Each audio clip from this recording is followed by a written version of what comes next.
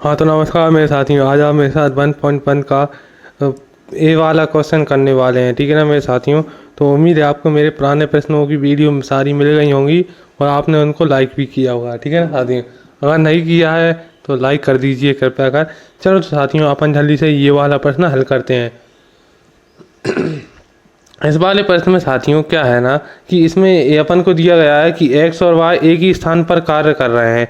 मतलब एक ही स्थान पर कार्य करने से मतलब है x बराबर है y के, मतलब जो x का मान होगा ना वो ही y का मान होगा। ठीक है ना मेरे साथियों।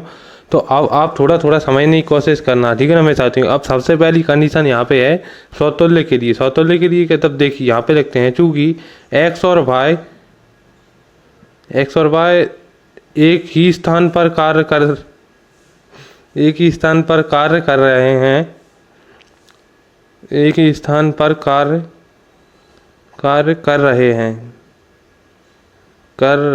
करते हैं, तो इसलिए क्या होगा ना, यह समतुल्य होगा। एक ही स्थान पर कार्य करने का मतलब साथियों ये है, मान के चलिए दो श्रमिक हैं, वो एक ही जगह पर कार्य कर रहे हैं, तो उन श्रमिकों को कार्य करने की मान तो एक ही होगा ना।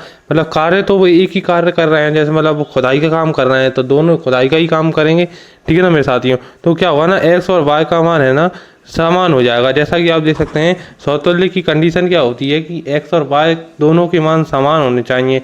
तो यहाँ पे ये समतुल्य, ये दोनों समान है। ठीक है ना मेरे साथियों। तो ये क्या होगा, ये समतुल्य हो जाएगा। ठीक है ना साथियों। अब नंबर 2 पे आते हैं। नंबर 2 है सममित। सममित की कंडीशन क्या है ना, ये आप साथियों देख सकते हैं साफ साफ लिख रहा है। अब जरा एक बात ध्यान रखना, यहाँ पे अपन लिखते हैं कि देखिए जरा क्या लिखना है अपन को यहाँ पे कि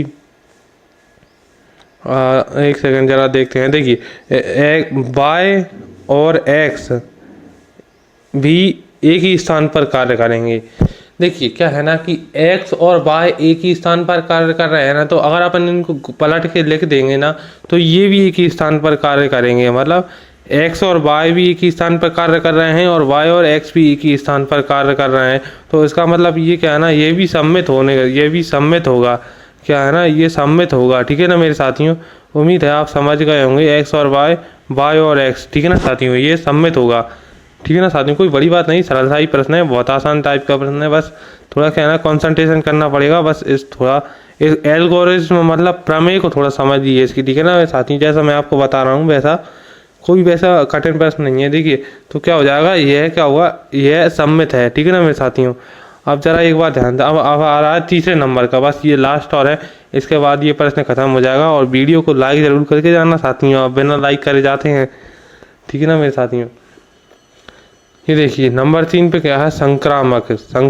नंबर 3 पे क्या है साथियों, संक्रामक के लिए क्या, देखिए अब जरा ध्यान से देखना कि अब मैं क्या लिखता हूँ यहाँ पे। ऐसा होने वाला है कि देखिए यहाँ पे लिखते हैं एक्स और वाई भी एक ही स्थान पर कार्य कर रहे हैं, तो क्या होगा, वाई और एक्स भी एक ही स्थान, नहीं वाई और जेड आएंगे साथियों, नहीं सही, वाई और जेड आएगा, क्योंकि यहाँ पे सी आ गया। मतलब यहाँ पे दो तो वो होते हैं एक्स और वाई, और तीसरा होता है जेड। यहाँ पे क्या है ना, ये तीसरा अवयव आ रहा है तो अपन जेड लिखेंगे, एक ही स्थान पर कार्य कर रहे हैं।